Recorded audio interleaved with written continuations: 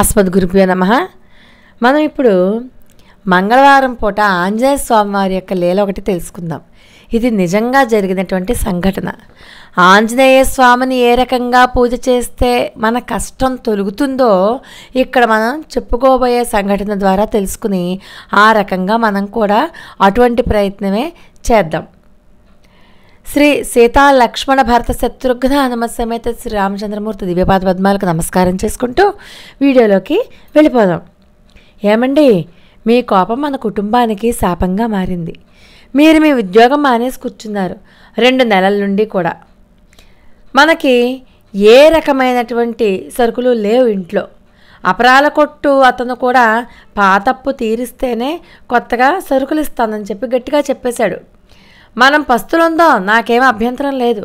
కానీ పాపం మన బిడ్డ ఏం పాపం చేసింది? అది ఆకలితో ఏడుస్తోంది. కనీసం తనకి పాలపొడి కూడా మనకి కొనడానికి డబ్బులు లేవు, నిండుకుంది అంటూ భర్త రామారావుతో చెప్పింది భార్య. నా కర్మ కాకపోతే నేను చెయ్యని తప్పు నాపై రుద్ది నన్ను నా ఉద్యోగంలోంచి సస్పెండ్ చేశారు మా కార్యాలయం వారు. ఇంకా డిపార్ట్మెంటల్ ఎంక్వైరీలు అవేమీ మొదలు కాలేదు. ఇంటి అద్దె కట్టలేదని మన ఇంటి ఓనర్ కూడా ఒకటే గొడవ చేస్తున్నాడు. కాస్త ఆలోచించు అంటూ భార్యతో పలికాడు. ఏ తప్పు చెయ్యకుండా తనని ఉద్యోగంలోంచి తీసేశారని చెప్పి బాధపడుతూ ఉన్నాడు ఆ భర్త. సరే, ఇంకేం పలికింది? నా చేతికి బంగారపు గాజులు ఉన్నాయి కదా, ఇవి తీసుకెళ్ళి తనఖా పెట్టండి, పెట్టి అప్పు తెచ్చుకోవడమే, ఇంకంతకంటా వేరే మార్గం లేదు అంటూ కన్నీరు కారుస్తూ వాటిని తీసి వెంటనే భర్త చేతిలో పెట్టడం. భర్త ఆ బంగారపు గాజులను ఒక జేబురుమాల్లో జాగ్రత్తగా పట్టుకొని బంగారం తాకట్టు పెట్టుకునేటటువంటి షాప్కి వెళ్ళి ఆ సేటు దగ్గరికి వెళ్ళాడు. సేటు ఎంతో కొంత డబ్బులు ఇస్తాడు కదా, ఆ డబ్బులు పుచ్చుకుని ఇంటికి వచ్చాడు. ఇంటికి రాగానే ఇక్కడ వీళ్ళు పడుతున్న బాధలు పాపం చూస్తూ ఉన్నారు. వీళ్ళ ఇంటి దగ్గరే ఒక ఆంజనేయ స్వామి ఆలయం ఉంది. ఆ ఆలయం యొక్క అర్చకుడు చూస్తున్నాడు. వీళ్ళకి పడుతున్న బాధలన్నీ తెలుసు.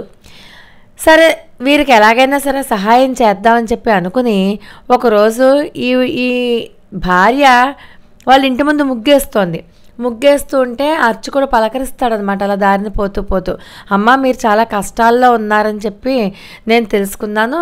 ఏంటి మీ కష్టం? ఒకసారి ఓ పని చేయండి, మీ జాతకం కానీ మీ వారి జాతకం కానీ ఎవరికైనా చూపించండి.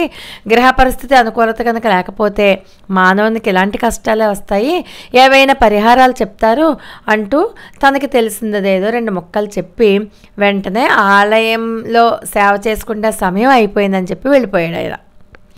సరే, అర్చకుడు ఏదైతే చెప్పారో అవన్నీ కూడా నెమ్మదిగా భర్తకి చెప్పింది. వెంటనే భర్త అంటాడు, నేను నా కార్యాలయంలో ఏ తప్పు చేయలేదు. భగవంతుడే ఉంటే గనక నా మీద ఈ తప్పు పడి ఉండేది కాదు, నా పరిస్థితి ఇలా అయ్యేది కాదు. అసలు నాకు త్వరలో ప్రమోషన్ కూడా రావాలి. అలా ప్రమోషన్ రావాల్సిన నన్ను కావాలని నా క్రింద వాళ్ళే నన్ను ఈ తప్పుడు కేసులో ఇరికించారు అంటూ చాలా బాధపడుతూ చెప్పాడు భార్యకి ఈ రామారావు అన్న అతను. ఏమండి, మీరైనా సరే అలా మొండిగా కూర్చోకండి. మీ పిల్లల కోసమైనా సరే మీ ఆలోచన మార్చుకోండి.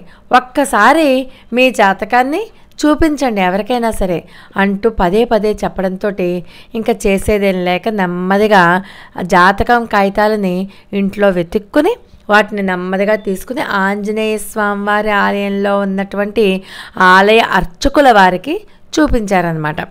అప్పుడే ఈయన వెళ్ళే సమయానికే అర్చకుల వారు స్వామివారికి సహస్రనామాలతో మల్లెపూలతో పూజ చేస్తున్నారు. మల్లెపూలతో పూజ చేసి ఆ పూజ అయ్యాక ఇతడికి కూడా కాస్త తీర్థము ప్రసాదము ఇచ్చి, ఏం పర్వాలేదు, ఈ స్వామిని కనుక సేవించుకున్నట్లయితే నువ్వు సర్వదేవతలను సేవించుకున్నట్లే అవుతావు అని చెప్పి చేతిలో ఉన్నటువంటి జాతకాన్ని జాగ్రత్తగా చూడడం మొదలుపెట్టారు. వెంటనే చెప్పారు, నీకు రాహు మహర్దశ నడుస్తోంది, రాహుగ్రహ శాంతికి మినుములు దానం చెయ్యాలి అని చెప్పి వెంటనే ఆ పరిహారాన్ని కూడా చెప్తారు. ఎందుకంటే మనకి పరిహారంకి బుర్ర తట్టాలన్నా, పరిహారం చూపించే వాళ్ళు రావాలి అన్నా అది కూడా భగవద్ అనుగ్రహం ఉంటేనే మనకి ఆలోచన వస్తుంది. లేకపోతే జాతకం చూపించుకోవాలన్న ఆలోచన కూడా మనకి రాదు. ఇదిగో చూడండి, నాకు మీ పరిస్థితి తెలుసు అని చెప్తూ ఆంజనేయ స్వామివారి సహస్రనామాల పుస్తకం ఒకటి వీళ్ళకిచ్చి మీరు నిత్యము స్వామివారికి 27 ప్రదక్షిణలు చెయ్యండి. చేస్తూ ఈ సహస్రనామాలను 2 పూటలా భక్తిగా చదువుకోండి.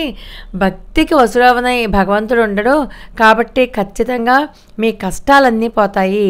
మీరు నమ్మి ప్రదక్షిణలు చేయండి, అది కూడా శనివారం నుంచి మొదలు పెట్టండి అంటూ వాళ్ళకి పరిహార మార్గాన్ని కూడా సూచించారు. అమ్మయ్య, భగవంతుని యొక్క కృపతో సమస్య తొలుగుతుంది అన్న ఆనందంతో వెంటనే ఈ భక్తుడు అక్కడ ఇచ్చినటువంటి తీర్థప్రసాదాలు తీసుకుని బయటకు వచ్చేసాడు.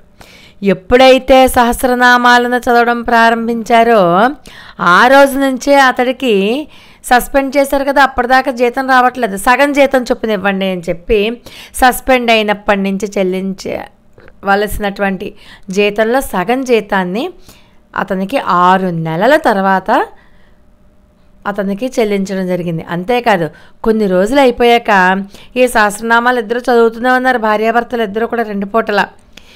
అసలు ఇతని తప్పేమీ లేదు, ఆఫీస్లో జరిగిన దానికి ఇతనికి ఏమాత్రము కూడా సంబంధం లేదు అని చెప్పి వాళ్ళు ఆ యొక్క సస్పెన్షన్ని ఎత్తివేసి తిరిగి ఈ రామారావుని తన పనిలోకి యథావిధిగా చేర్చుకున్నారు. ఎంత ఆనందపడిపోయాడంటే అతను, ఆంజనేయ స్వామి తనకు ఒక కొత్త జీవితాన్ని ప్రసాదించాడు అని చెప్పి ఆంజనేయ స్వామికి ఇత్తడి పాదరక్షలు చేసి ఆ పాదరక్షల్ని ఆంజనేయ స్వామి యొక్క ఆలయంలో సమర్పించుకున్నాడు కూడా.